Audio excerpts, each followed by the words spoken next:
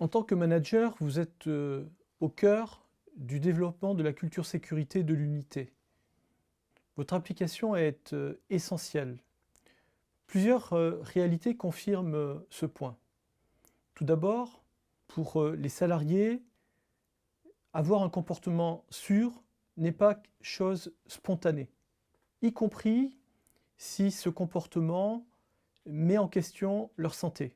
C'est vous, en qualité de manager, qui pouvez veiller à ce que vos salariés, vos collaborateurs agissent avec un comportement sécurité exemplaire. Pour ce faire, vous devez vous appuyer sur, d'une part, les facteurs humains et d'autre part, l'organisation. L'organisation doit être performante et vous devez créer des situations de travail adaptées. Enfin, vous êtes au cœur d'une articulation autour desquels vous devez faire des choix. Vous avez des objectifs de performance, vous devez respecter les délais, vous devez respecter l'optimisation des coûts, mais vous devez tout d'abord donner la priorité à la sécurité.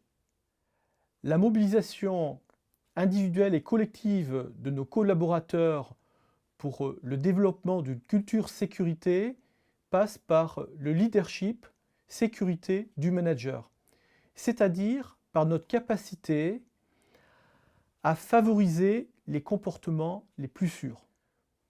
Pour développer le leadership dans le domaine de la sécurité, nous devons appliquer un certain nombre de principes. Ils sont au nombre de 7. Le premier consiste à donner une vision.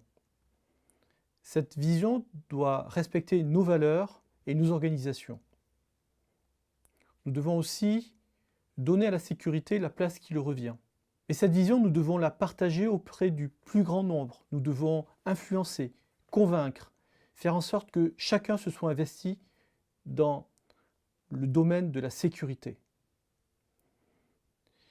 Le quatrième principe nous concerne directement. Nous devons être crédibles, nous devons être exemplaires.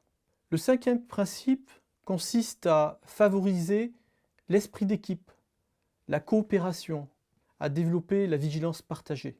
L'avant-dernier principe porte sur notre capacité à être présent sur le terrain, à traiter les problèmes au quotidien, à enlever les petits cailloux des chaussures afin que les acteurs sentent que nous sommes directement investis sur leurs activités. Alors, nous pourrons reconnaître les bonnes pratiques, les mettre en avant, de façon à ce que ces pratiques soient étendues au plus grand nombre.